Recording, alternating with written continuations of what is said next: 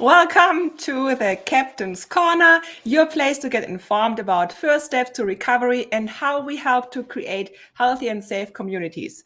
During the live episodes, we will share inside views, real stories, and educational resources. As always, if you have any questions, please put them in the comments and we will get back to you. Welcome to the first Captain's Corner of the year 2022. Hi, Yay! Kev. Hi, Yay, Captain. we made it. We You made made it out it. of that year. Yes, we made it out of the year. And earlier we talked, and you know that I had my mom here. And the first thing she said, because we had it was so cold, like minus 25 or in 28, I don't remember. She said, Kirsten, you don't have any homeless people here, do you? And I said, yes. Because she couldn't believe it. No, she couldn't. She She couldn't. She couldn't said, oh imagine my it. God, it's so cold. Like nobody can stay outside. Yeah. Yeah. Well, what did you say to her? Well, I said, we do, and we have a shelter. And I told her about all the things that were going on, like in 2021. And she couldn't believe it. She said, like, this is not possible, like with all the cold and snow. And, of course, we were outside walking around the dogs, and it was just 50 minutes, and our hands were just frozen. Yeah. Well, So, and I think that's what happened to lots of people in our community through that cold snap. Like, it's hard to believe that it's going to be 2 degrees tomorrow. And I don't believe and that. here we are in Alberta, right? Like that's so typical. But so many people were empathizing with everybody that didn't have a home to run into and, or a warm car or something. So we had great response from the community as far as that empathy went. And I think I can speak for the other organizations in town too. People were dropping off their donations, making sure that we had enough toques and gloves and coats and just everything.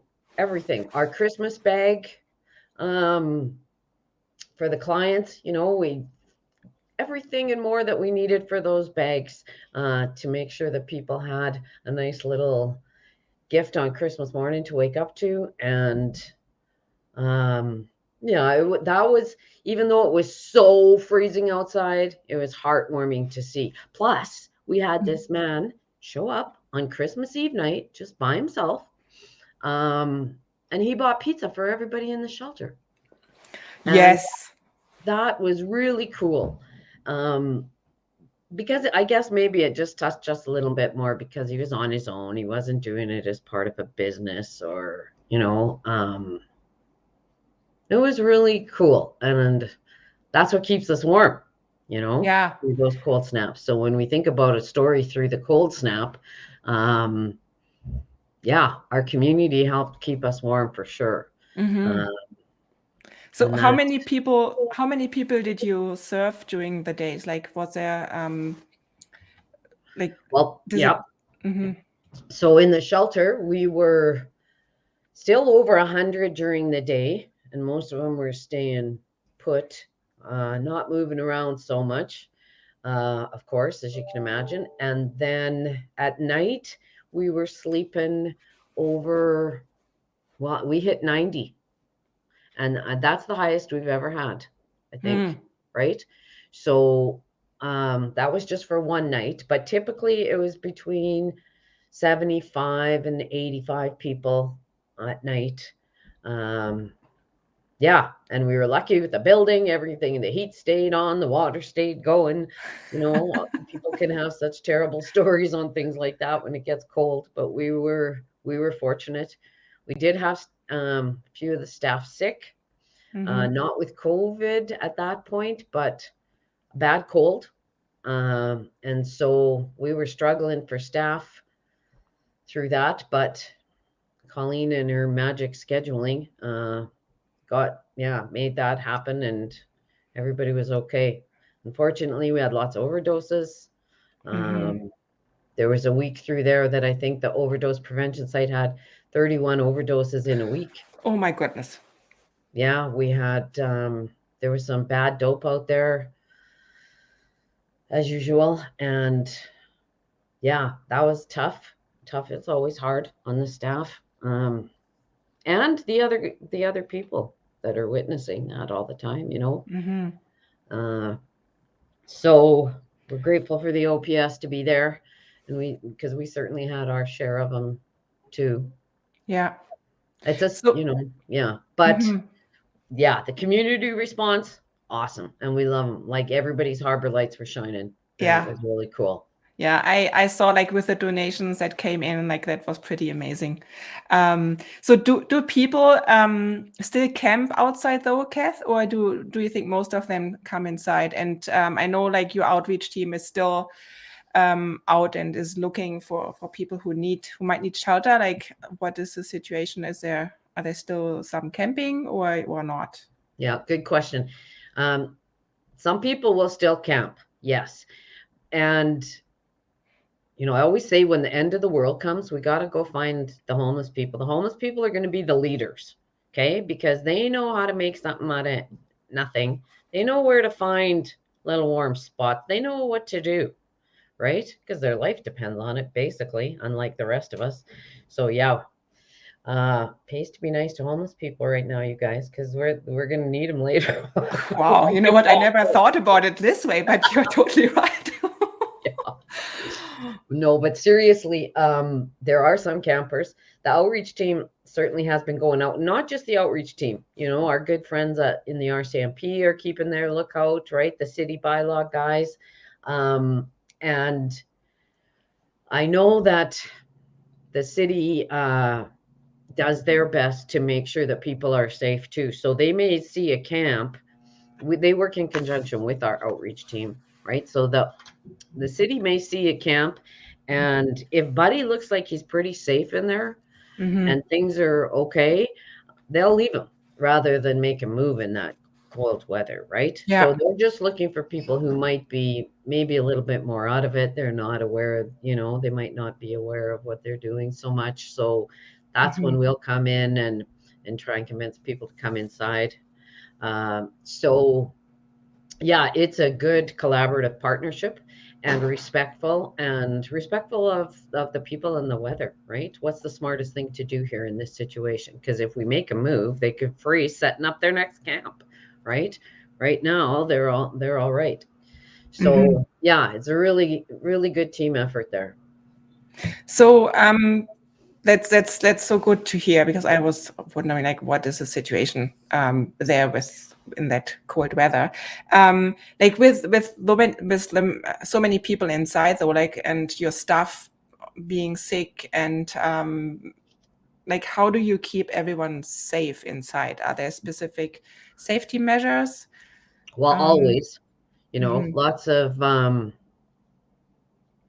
always. That's the only way that you can do that with this crowd, is to do it as safely as you can and to build those um, strategies very often as they happen.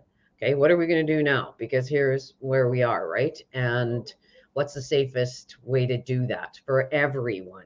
Because what's safe for Buddy might not be safe for the rest of the people in the shelter, right? So you always have to, I always say that the toughest decisions, certainly as a captain, that I have to make at Safe Harbor, are when I have to base my decisions on the needs of the many compared to the needs of the one.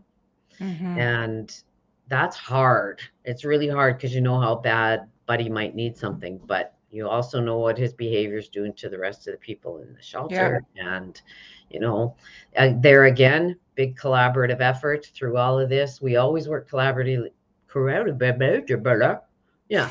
collaboratively with the mustard seed. Make sure that, if they can't take somebody, maybe we can, and vice versa. Make sure that people are at their appropriate space. The mustard seed also shining their light extra bright by opening mustard seed all day, letting people stay all day rather than moving around. And they were having staff shortages too, but they managed to make it through. And yeah, big shout out to them, because that's really good knowing that people are not having to walk around to stay warm. They can stay put, right? So we love those guys for that.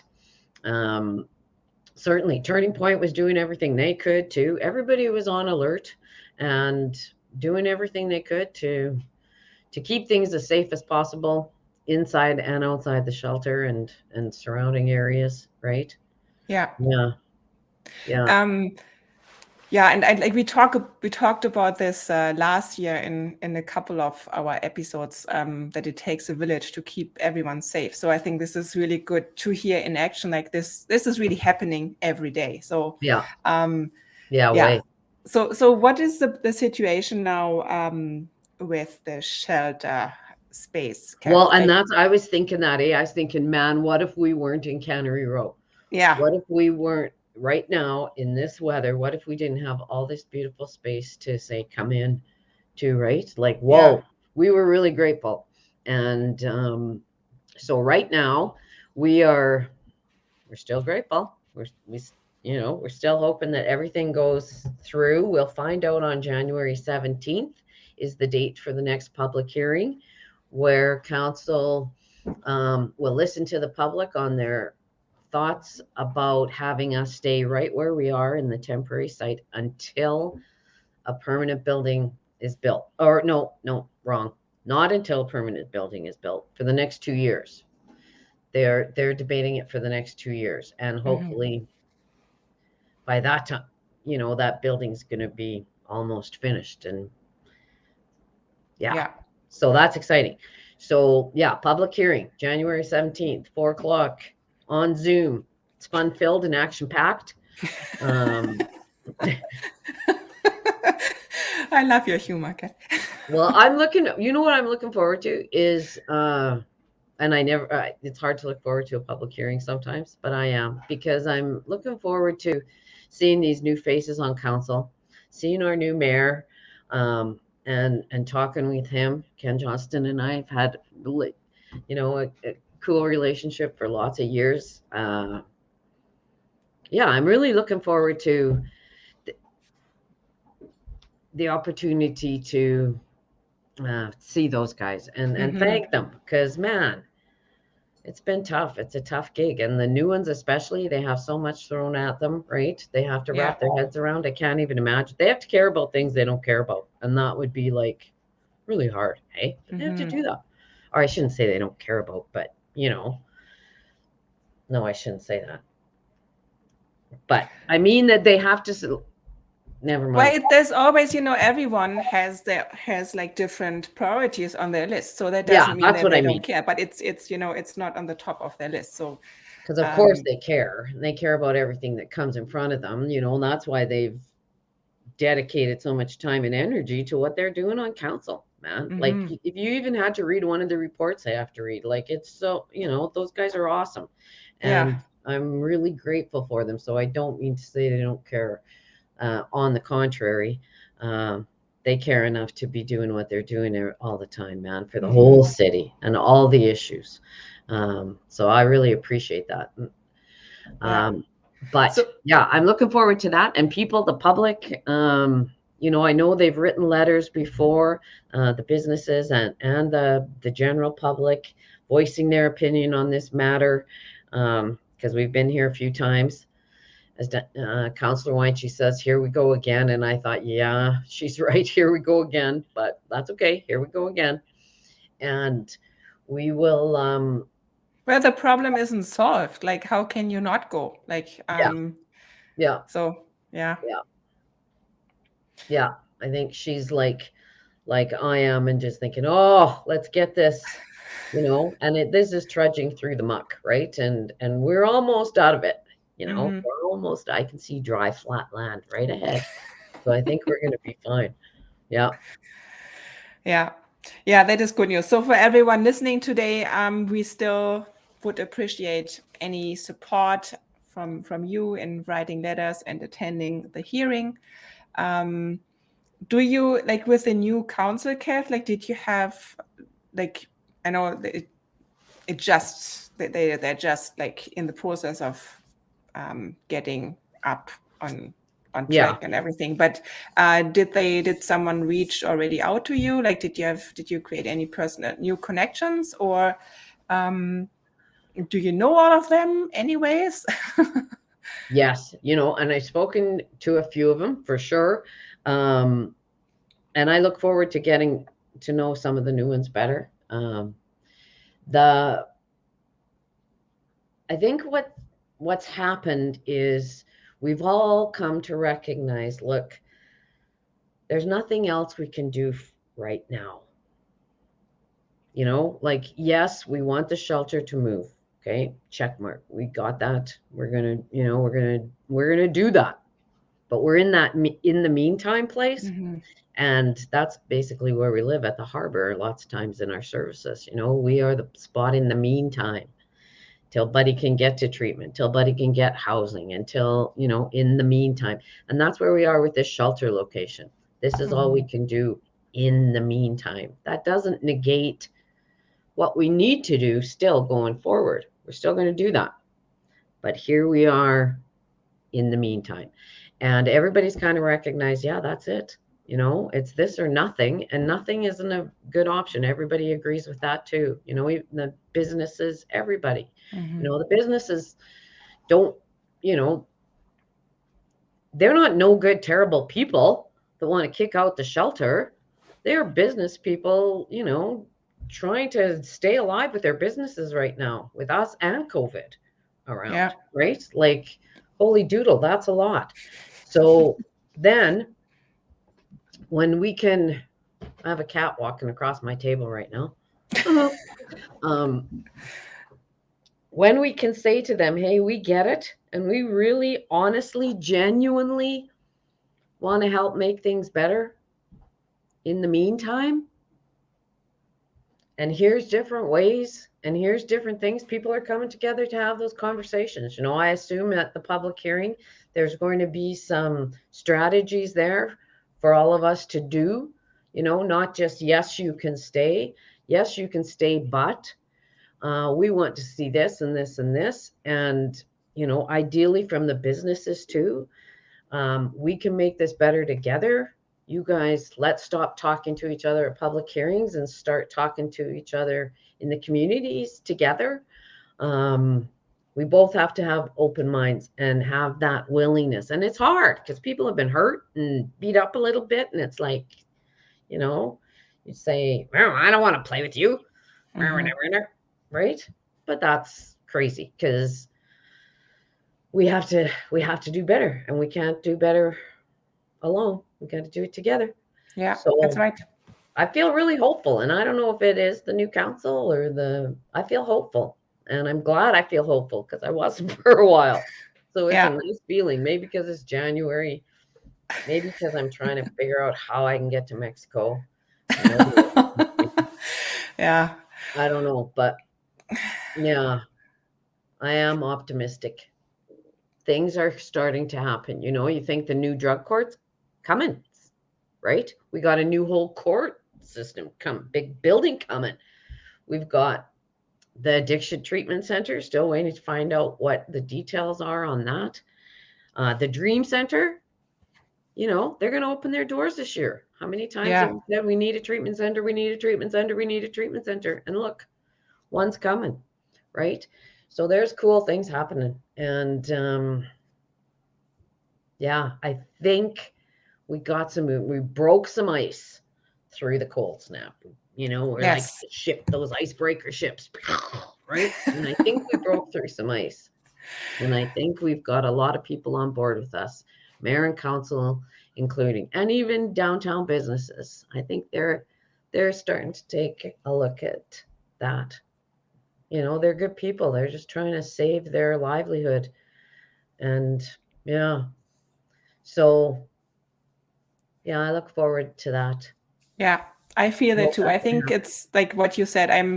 There is like a different energy in the air, and yeah, and everything that you just said, like things are happening, and usually like things that are happening is just not just one, is like all those different things from different angles, and this year will be good. Yeah. Yeah. Yeah. And you know what? I want to say one thing that happened that was really cool. I was talking to Stacy Carmichael from Turning Point, along with a counselor who had reached out to find out some more information about the overdose prevention site, the OPS. And So there was conversation going back and forth about that. And the counselor asked Stacy, do you think it's better for the OPS to be close to, and she's thinking about location, close to a healthcare setting? And Stacy said a very smart thing that was really cool. And she said, the OPS is a healthcare setting. Oh, It's a good yes. line, man. Like, it just makes you go, oh, yeah, right? That's a good door opening line. Like, it is a healthcare setting. That's what we're doing here, right? That was really cool. So kudos to Stace. And yeah, I really like that line. And I think it helps open people's mind to, it made me give my head a shake. Like, yeah. Yeah, it's like you have been hit with a hammer on the head, because you're like, oh my God, yes. Yeah. Well, I did a PowerPoint presentation 100 years ago called Crowbars to Craniums. And I bought little crowbars at the dollar store at Liquidation World or something, right? And I gave everybody these little teeny crowbars like this big. Yeah. And that was the gist of it, to pry open our minds. We're going to need these crowbars to pry open our minds, right? And a sentence like that just makes our minds open up a little bit, It's like, oh yeah, duh. It's cool. Anyways. Very cool. Yeah. Awesome. I think we wanted to give a little, I wrote down a couple of things what we are up to in the next episodes, because we will be having some of your super cool stuff on the corner, because we want to find out, like, or share with our listeners, like, what is it look like in detox, what is going on, like, we want to talk, like, where do all the donations come from, what do we do with it, so housing, like, we will have separate like different staff members on the corner, and I think this will be really cool. It's going to be awesome. Yes. It's kind of like a peek inside the harbor, right? Peek inside the harbor, yes. Yeah, because people see me and, you don't want to listen to me all the time. Like, I have a really cool crew. I have like 7 first mates, right?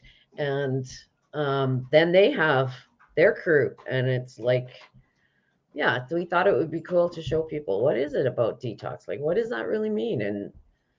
And listen to Outreach. Listen to Social Diversion Team for a bit. Find out there's some cool stories. They got great stories. And yeah, we want you to get to know us better from the inside. Exactly. Awesome. Thank you very much, Kath, for our first corner of the year. Yeah, it was really good. Yeah, good things are happening on the horizon. Things are happening. Don't forget, January 17th, 4:00, public hearing. Quick email to Mayor and Council, just asking them to consider leaving us where we are for the next 2 years. Might help. And yeah, as always, hey, wait, steady as she goes. Steady as she goes. In the Noel thing. Hang on 1 second. There's something really important that you have to see. Okay. Here it comes. Here it comes. This is one of my Christmas presents this year. Check this out. Oh, wow. It looks amazing. Steady as she goes. Okay. Steady as she goes. So cool. Yeah, what my first mate in housing, Steph, made these and gave them to us. Wow. I know. Steady as she goes. Steady as she goes. Thank you. And for everyone listening today, please also follow us on YouTube and of course, on our Facebook site, so that you are always up to date with all the things really happening at the harbor. Yes. Okay. Thanks, everyone. Bye. Thanks, everybody.